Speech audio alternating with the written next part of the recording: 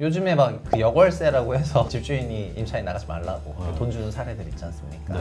가만히 있어도 금리 때문에 전세 가격이 빠지는 구간인데 지금 제일 문제가 되시는 분들도 사실 이런 분들이에요. 입주 때 잔금 쳐야 되는 분들이 그 잔금 어떻게 마련하고 네. 근데 답이 없는. 네. 지금은 성장률이 낮은데 예금 금리는 엄청 높으니까 예금이 엄청난 매력이 생겨버리는 거예요. 그럼 건물주보다 예금이 낮다라는 말인지 현실화 되는 겁니까? 네, 사실 예금 앞에 다 평등하다고 하고 싶습니다. 뭐냐면은 그동안에 저금리 투자의 중요한 소식을 가장 빠르게 전달해드립니다. 여기는 원고, 투고, 쓰리고 투자고입니다. 안녕하세요. 저는 김현우입니다. 네, 반갑습니다. 전민기입니다. 혹시 뭐 떼인 돈 없어요? 떼인 돈? 떼일 돈도 없지? 우. 열받지만 맞는 말이라. 나도 없어. 떼일 돈이 어딨어. 근데 왜요? 떼일 아, 돈도 요즘에 없고 제가 잘 아는 분이 이제 심부름센터 하고 있거든요. 아, 심부름센터? 궁금하다. 여러분의 떼인 돈을 네. 잘 받아다 드릴 거예요. 오, 괜찮네. 오늘은 떼인 돈 받는 법인가 보네요. 근데 이제 외모로 보면은 뭔가 네. 협박해서 이제 돌려받는 건 아닌 것 같아. 그럼요. 모르지. 집요하게 물고 늘어질 것 같은 느낌이 좀 있는데 한번 만나보죠. 예? 우리 최상욱의 부동산 심부름센터 최상욱 센터장님 모십니다. 안녕하세요. 네, 안녕하세요. 네, 자, 좋습니다. 본격적으로 우리 센터장님 모시고 최상욱 센터장님 하면 그런데 우리가 부동산 시장뿐만 아니라 경제 전반에 대해서도 또 설명을 해주시는 분으로 유명하잖아요. 그래서 오랜만에 또 브리핑 시간을 저희가 마련을 했습니다. 목소리가 좀 가늘어서 그렇지 네. 아는 게 굉장히 많은데 내용 가끔씩 듣다 보면 깜짝깜짝 놀래요. 놀래요? 좋습니다. 오늘도 한번 놀래보죠. 자, 여기저기 나오는 기사랑 썰들 모아서 저희가 브리핑을 합니다. 자, 브리핑 한번 해봐. 네, 브리핑하겠습니다. 왜 이렇게 얄밉지? 자, 브리핑을 하겠습니다. 자, 가보죠. 네.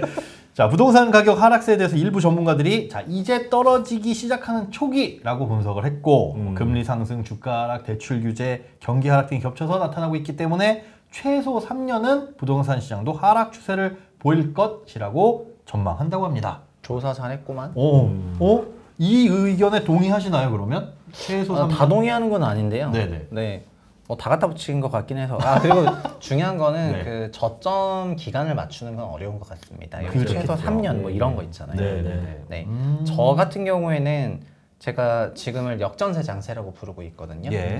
그러니까 2020년 8월부터 임대차법 개정하는 그 기간에 코로나 제로금리 유동성으로 구매력이 엄청 폭발했잖아요. 네네. 그러니까 5억 원을 대출을 예를 들면 3% 하다가 2% 하게 된다거나 이런 등등 이런 게 나타나면 구매력이 팽창하는데 이때 전세가 많이 올랐고 자가도 많이 상승할 수밖에 없었는데 그게 지금 고금리로 인해서 그 구매력이 위축이 되고 있는데 네. 그 위축이 되는 거가 결국은 거래를 통해서 위축이 돼야 되잖아요. 예. 그게 20년 8월 거가 22년 8월부터 위축이 되기 시작해서 지금이 역전세에 진입한 기간의 초입이고 21년 12월까지가 전세가 정점이었거든요. 전세가 지수가 21년 12월까지 계속 올랐어요. 전세 가격이 계속 올랐는데 그러니까 저는 거기서 플러스 2년이 23년 12월까지가 네. 거의 역전세 기간 끝나지 않는 최소한의 기간이고 네, 그 기간을 통해서 역전세라는 형태가 나타나고 임대인들의 현금 묻은 문제가 발생을 하고 그래서 보유 자산을 처분해야 되는 것도 발생을 하고 이러면서 주택시장 약세장의 최소 기간이 그 정도다 이렇게 생각을 하고 있죠. 네. 요 금리 레벨에서 그 23년 말이 될 때까지 요 금리 레벨이 유지가 된다면은 역전세장은 일단 그 기간까지는 거의 무조건 있을 거라 생각을 하고 있습니다. 그렇군요. 그럼 역전세 때는 집 어떻게 그래도 안 사는 게 좋습니까? 저희가 2019년에도 역전세가 한 번 있었는데 2019년 상반기 때 경기도랑 서울 일부 지역에 역전세가 있었는데 2010년대 내리 상승이 아니고 그때 조정을 했단 말이죠. 그러니까 그 당시에 저는 그게 2018년에 발표한 9.13 정책 영향이라고 생각을 했는데 정책 영향도 있긴 있었는데 공급이 너무 많았어가지고 15, 16년에 한국이 원래 한 30만 원 공급을 하는데 2015, 16년에 52만 원, 46만 원 거의 몰아서 공급을 하다 보니까 그게 18, 19년에 입주하게 되거든요. 18년 말부터 19년 초에. 그래서 이기 신도시 그 미착공했던 게 2015, 16년에 분양을 하면서 공급이 늘어난 거다 보니까 경기도 전역에 역전세가 한번 와요. 그 다음에 서울 일부도 뭐 헬리오 2018년 12월에 입주하면서 역전세가 한번 왔는데 그때는 공급 때문에 역전세가 온 거여가지고 너무 많아서 네. 그래서 좀 시간이 지나고 나니까 2019년 하반기부터는 다시 그걸 극복을 했거든요. 네. 자체적으로. 그게 한 반년 정도 걸린 건가요? 네, 소화하는데 반년 걸렸죠. 네. 그리고 그때까지만 해도 물론 그때 3기 신도시라든가 공급 정책으로 전환했지만 시장에서는 그 공급이 입주가 되려면 7, 8년 남았기 때문에 공급이 부족한 거는 계속 이어진다. 네. 이러면서 유지가 됐었던 건데 2022년 하반기의 역전세는 뭐 당연히 금리 때문에 오는 거라 가지고 예. 수요 위축 역전세니까 그러니까 이 부분에 대해서 이게 금리가 이어지는 한은 전세가가 굉장히 높았던 기간만은 최소한은 일단 이어질 수밖에 없고 그 이후에도 아마 이게 이어질 수도 있겠죠. 금리 레벨이 이어진 네. 유지가 된다고 한다면. 어쨌든 내리더라도 차츰차츰 또 내릴 거 아니에요. 그렇겠죠. 그러니까 어느 선까지 내려오려면 그 네. 정도 시기는 좀 필요하다라고 말씀하시는 것 같습니다. 네. 자, 두 번째입니다. 내부적인 요인만 놓고 본다면 현재 매매 가격에 가장 큰 영향을 미치는 것은 전세 매물이 누적되고 있다는 점이고 이 전세 매물이 누적됨으로써 발생하는 현재 부동산 시장 조정 국면은 역시나 당분간 지속될 것으로 보인다 이런 분석이 있네요. 네, 조사 잘한 것 같습니다. 네. 요즘에 막 그 역월세라고 해서 네. 집주인이 임차인 나가지 말라고 네. 돈 주는 사례들 있지 않습니까? 네. 그게 제가 이번 주에도 어느 지역을 갔다 왔는데 그러니까 가만히 있어도 금리 때문에 전세 가격이 빠지는 구간인데 공급까지 여기다 겹쳐버리면은 그런 곳이 어디 있어요? 지금 입주가 많아. 예를 들면 수원시라던가 아. 성남구시가지가 입주가 많아요. 아. 그러니까 지금 공급이 없지 않아요. 그러니까 입주. 네, 입주가 왜냐면 입주는 결국 3년 전 거니까. 그렇죠. 환산해 보면 2019년에 분양한 거여서 2019년에는 좋았거든요. 그러니까 그게 2019년, 20년에 분양하고 입주를 해야 되는데 지금 제일 문제가 되시는 분들도 사실 이런 분들이에요. 뭐냐면 입주 때 잔금 쳐야 되는 분들이 지금 맞아 그런 분들 지금 굉장히 문의 많이 와요. 엄청나요. 그 잔금 어떻게 마련하냐고. 근데 답이 없는. 네, 일단 답이 없는 경우도 많고 그게 주택뿐만 아니라 주택은 예를 들면 작으면은 그래도 그 윤 정부에서 생애 최초는 80%의 LTV까지 열어주고 6억 상한을 만들어줘가지고 소위 9억 원 이하 주택을 입주하는 데는 생애 최초라면 문제는 없을 수가 있어요. 청약되신 분은 보통 무주택 가구만 당첨된 게 했으니까 생초였을 가능성이 아주 높고 그래서 그렇게 처리를 하면 되는데 생초가 아니거나 아니면 주택이 아닌 경우에 예를 들면 주택이 아닌 경우? 뭐 2020-21년에 지식산업센터 같은 그런 거나 아파텔 그러니까 비주택 쪽으로 그 투자 흐름이 흘러가면서 그쵸, 20년 7.10 부동산 정책 발표해서 주택임대사업자 매입형 없애버리니까 비주택으로 많이 갔단 말이죠. 그 많이 간 것들이 이제 분양권으로 간 거 지금 입주를 해야 될 때가 이제 내년부터 올해 말부터 막 돌아오니까 그거를 전세를 내놨는데 전세가 안 구해질 거 아니에요. 그렇죠. 네, 그러니까는 뭐 정말 완전히 입주는 못 시키고 이런 것들도 아마 내년에 다 집중될 예정이라서 아직 그것들은 입주가 안 돌아오고. 네, 아까 제가 말한 성남구시가지나 수원시 같은 경우에는 이미 입주를 시작한 지역이고 그러다 보니까 전세 가격이 유난히 좀 더 조정을 받는 게 있는데 내년에는 또 내년은 내년대로 계속 입주. 대구 같은 지역도 대구, 인천 다 마찬가지입니다. 이런 지역에서 가격 하락세가 더 큰 이유가 공급까지 겹쳐버리니까 금리에다가 이제 증폭돼가지고. 근데 혹시라도 이런 경우에 뭐 건설사도 어차피 사람이 들어와야 되는 거니까 잔금 처리 좀 뒤로 늦춰준다든지 아니면 분할해서 하고 뭐 이런 대책 같은 게 나올 수도 있나요? 그러니까 공급 주체에서 잔금의 유예 기간을 주기는 주죠. 근데 일정 기간 넘어가면 안 되니까 그때부터는 이제 페널티로 연체료 때려버려요. 되게 비싸게 매기긴 하는데 해지는 잘 안 하는 것 같아요. 해지는 절대 안 해주죠. 지금 지식산업센터 같은 경우에는 해지해달라고 찾아가서 빌고 있는데 진짜 시행사한테 가서 해지하겠다고. 그럼 계약금 날리는 거 아니에요? 아니, 계약금을 날리더라도 시행사가 그거 안 해줘요. 또 분양해야 되잖아요. 그렇지. 분양해야 되고 지금 들어올 분양 시장이 없지. 네, 지금 경기도 좋지 않으니까 너가 그냥 받아가라는 거고. 특히 그 잔금 유예 기간을 둬가지고 나 이제 준공 못 시킨다. 그래서 뭐 어떻게 해가지고 요 유예 기간 동안에 막 입주권 그 분양권 매도를 하거든요. 그런 것도 잘 안 되죠. 그러니까 제 아는 지인 사례는 지인은 은행에 있는 대출 담당인데 잠깐 얘기하면은 경기 모처의 지식산업센터인데 60평짜리 전용 30평짜리 그거를 6억 정도에 분양을 한 건데 그게 한 4억 8천 80% 정도 대출을 받을 생각이었는데 그거를 사업자 대출로 한 2.5 받을 수 있다고 생각을 했고 2.5금리로 2.5%로 그다음에 6억 정도니까 여기서 최소한 뭐 한 4%인 2,400만 원 정도를 벌 수 있다고 생각을 했었던 것 같은데 임대료로요? 네.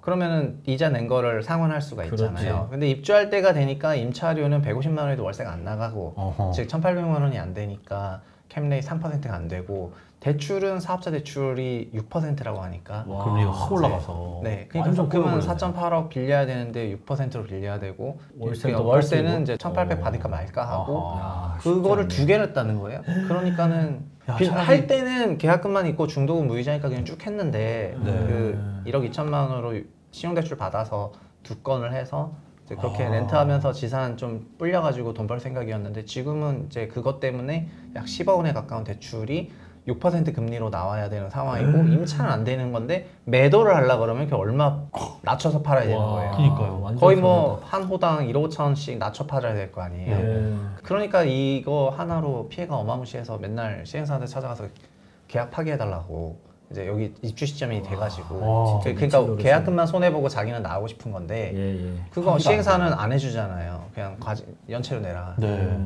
이런 상황이 뭐 그뿐만 아니라 여기저기 슬금슬금 많은데 그럴 것 같아요. 네, 이게 금리 때문에 나오는 현상인 것 같습니다. 와, 이게 근데 지금 사례를 들어주시지만 다른 지역들도 마찬가지인 거. 보통 이제 무주택이 청약을 넣는 경우가 대부분이긴 하나 지역에 따라서는 1주택자도 혹은 뭐 민영주택 같은 경우 1주택자도 청약에 넣을 수 있으니까 당첨되신 분들은 기존 집 팔고 이 집 들어가야지라고 생각했었거든요. 근데 기존 집이 안 팔려서 죽을라 그래요. 돈이 없어. 세입자를 여기다 넣으려고 그래도 전세 세입자도 안 구해지고 기존 집도 안 팔리고 그런데 잔금 치를 때는 듣는데 잔금은 못 치르겠고 이런 상황은 도대체 어떻게 해야 되냐라고 하는데 답이 없는 거예요. 네, 아니 결국은 금리 때문에 생긴 거여서 금리가 정상화가 되거나 아니면은 말 그대로 금리 상승을 커버하는 소득이 늘어야 되는데 사실은 둘 다 내가 할 수 있는 영역이 소득 아니잖아요. 3, 4, 5분위 중에서 제가 소득 5분위 그 요새 원장관님이 PIR 얘기도 많이 하셔서 소득 대비 주택 가격 지표도 많이 나왔는데 소득 3, 4, 5분위가 주택의 구매 대상이거든요. 1분위는 주거복지의 대상이고 2분위는 주거료 지원 대상이고 3분위부터는 주거 구매를 지원해주면은 저가주택을 사고 4분위, 5분위가 고가주택을 사게 되는 분위가 되는 건데 그러니까 3, 4, 5분위 기준으로 보면 근데 소득이 실제로 늘어나고 있기는 해요. 두 자릿수로 늘어요. 2022년만 하더라도. 작년에 조금 저성장이 있었지만 최소한 하이싱글 8% 아니면 10% 소득이 늘어요. 그래서 그 2020년 이전에 그러니까 2019년까지의 주택가격 추이를 보면은 5분위로 만약에 그 주택가격 PIR을 그렸을 때는 그냥 거의 플랫하게 유지가 되거든요. 그러니까 소득이 늘었기 때문에 주택가격이 상승한 것이다. 이런 말이 되는 거죠. 근데 20년, 21년 이 두 개 연도는 소득이 못 따라가고 주택가격이 이렇게 한 30% 정도 올라버렸기 때문에 5분위도 못 따라가는 주택가격이어가지고 여기서는 이제 소득이 늘어도 못 따라가죠. 그리고 그 임대인 입장에서도 전세금이 낮추는 게 이제 나쁘지가 않은 게 과거에는 예를 들면 전세 5억을 주고 있는 임대인이 있었는데 그거를 2% 예금 금리로 돌려서 환산 수익을 얻으면 제가 1,000만 원의 연 그 수익을 올리는 거가 되는 거잖아요. 그 전세금도 그 임차 보증금으로 환산해가지고 수익률 그 임대소득 계산하지 않습니까? 근데 그게 1% 예금 금리 시대가 돼버리니까 코로나 때 자기는 10억 받아야 되는 거예요. 그런 셈이죠. 네, 그래야 1,000만 원 유지가 되는 거니까요. 그러니까 10억 받아야 되니까 10억을 요구했는데 임차인 입장에서도 조달 비용이 반밖에 안 되면은 빌려서 그럼 빌려서 대충 하겠다 이런 거였는데 지금은 예금금리 예를 들면 4%가 돼버리니까 본인이 10억으로 올려놨다가 4%니까 이제 임차소득이 4천만 원이 돼버린 셈이나 마찬가지가 돼가지고 임차료가 낮아져야 되잖아요. 저쪽에서 돈 더 못 빌리겠다 그러니까. 그래 나도 그러면은 4% 예금금리니까 뭐 2.5억까지 내려도 되는데 뭐 여기서 뭐 예를 들면 7억으로 낮추겠습니다. 이러면 그래도 자기는 많이 버는 거예요. 괜찮네요. 네, 그러면 저기서는 이제 낮춰진 금액으로 임대차 계약을 체결하게 되는 거고, 그러니까 임차 보증금을 예금 금리 수익률로 환원한 임차료 소득으로 계산했을 때는 임대인도 낮춰도 된다는 겁니다. 이런 예금 금리가 높아진 상황에서는 누구만 불편하냐면은 그거를 전세 끼고 갭으로 활용을 했는데 명목 금액이 낮아져가지고 갭 금액이 늘어나는 경우에 자기 자본 부담이 커지니까 갭 매수가 안 되잖아요. 이런 경우가 좀 불편하는 거지. 그냥 일반적인 임대인과 소득 환산으로 했을 때는 임대인 역시 나쁘지 않다. 낮춰도 네 여전히 임차 소득은 는다는 겁니다. 네. 좋습니다. 자, 10년 만에 기준금리 3% 시대가 됐습니다. 유동자금이 예금 같은 안정적인 금융상품으로 이동하는 역머니무브 현상이 심화될 거라는 분석이 나오고 있습니다. 네, 조사 잘했구만. 그럼 건물주보다 예금이 낫다라는 말이 이제 현실화되는 겁니까? 네, 사실 예금 앞에 다 평등하다고 하고 싶습니다. 뭐냐면은 그동안의 저금리를 탈피하기 위해서 뭐 현금 흐름 창출 부동산에 수익형 부동산에 이제 다 필요 없다는 그렇죠. 겁니다. 그러네. 그냥 넣으면 되네. 네, 그리고 장기 채권을 산다던가, 그러니까 예금 금리에 대한 이자 소득이 배당 소득으로 환산돼서 소득세를 좀 많이 내는 경우도 있으니까 그런 이제 돈이 많은 사람조차도 지금은 막 국채를 사잖아요. 금리 앞에 다 평등해져가지고. 맞아요. 근데 요즘에는 워낙 활발하게 국채가 굳이 국채가 아니더라도 네. 은행채들 있죠? 금융채들이 한 5%대 중반으로 나와요. 중후반으로. 네. 그러니까 뭐 예금하는 것보다 이런 은행채, 3년물 이런 거 하는 게 훨씬 나은데 낫네. 문제는 금리가 계속 올라가니까 좀 기다리면 더 좋은 게 나올 거란 말이지. 자, 지지난달인가만 하더라도 한 4% 후반도 와 이거 대박이네 이랬었는데 지금 5% 이상 나오잖아요. 그래요? 그러니까 애매해 지금 또 들어가기도. 이것도 또 시점 잡는 게 어렵구나. 그러니까 요구 수익률이 뭐 4, 5% 정도 되면은 나쁜 건 아니어가지고. 그쵸. 네. 그래서 지금 레버리지 투자 자산들이 인기가 없어진 이유가 예를 들면 부동산만 하더라도 레버리지 끼고 사야 되는데 자산가액으로 빠져버리니까 여기서 완전 곱으로 빠지는 거잖아요. 그렇죠. 여기 조달금리도 4, 5%짜리인데 네. 뭐 시세가 또 한 4, 5% 빠져버리면은 완전 레버리지로 빠지는 거여가지고 여긴 이제 투자 수요가 완전 사라져버렸죠. 그치. 굳이 리스크를 짊어지고 하느니 안전하게 한 5% 주는 게 있는데 네. 돈만 넣어놓으면 되니까. 돈만 넣으면 훨씬 되니까. 간단하고. 이 예금이 인기가 없어지려면은 결국에는 경제 성장률이 막 6, 8%씩 나오고, 그러니까 과거에 있었던 고성장, 예. 고금리, 막 고물가가 약간 용인되는 그런 경제 체제가 고착화된다면은 그때는 다른 뭐 투자나 이런 것도 잘 될 거라고 생각하는데 지금은 성장률이 낮은데 와. 예금 금리는 엄청 높으니까 예금이 엄청난 매력이 생겨버리는 거죠. 빨리 전세 주고 월세 살면서 그 돈 은행에 넣어야 되나? 요새는 대출 받아서 예금으로 넣어야 되나 이런 사람도 있어요. 아 대출을 받아서 예금으로? 네, 주요 시중은행에서 대출 네. 받고 뭐 새마을금고 예금하고 뭐 이런 사람도 있어가지고. 그렇구나. 예, 알겠습니다. 자, 1부는 여기서 이야기를 마쳐야 될 텐데. 네네. 재밌네요. 이거. 재밌습니다. 네. 부동산 시장도 전반적인 이제 흐름을 또 살펴볼 수 있는 부분이니까 부동산 시장이 왜 이 모양이 됐는지, 경제는 앞으로 어떻게 좀 금리는 괜찮아질지 이런 것들 한번 생각해보는 시간을 가질 수 있는 것 같습니다. 네, 2부에서는 약간 전세 사기 관련한 좀 이야기도 준비가 돼 있고요. 예. 또 좀 더 세세한 이야기로 돌아오겠습니다. 잠시 후 2부에서 만나요. 네.